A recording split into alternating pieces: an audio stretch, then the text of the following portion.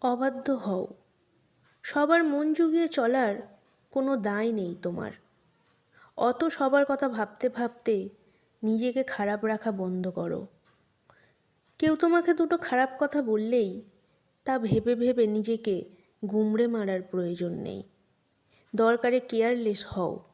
প্রয়োজন নেই প্রতিবাদ, তোমারই সবটা ঠিক করে নেওয়ার চেষ্টা করার। কেউ একটু ভালোবেসে কাছে ডাকলেই সব ছেড়ে ছুঁড়ে দৌড়ে যেতে হবে না। বুকে জমা সব কথা হাউ হাউ করে বলে দিতে হবে না। বিশ্বাস করতে একটু সময় নাও। একটা গণ্ডি টানো নিজের মনের চারপাশে। যা পার করে সহজে প্রবেশ করা যায় না। যেখানে কদর নেই সেখান থেকে উঠে এসো নীরবে। মিছে পিছুটানগুলো ঝেড়ে ফেলো। কিছু ছবি, কিছু মেসেজ মুছে ফেলো।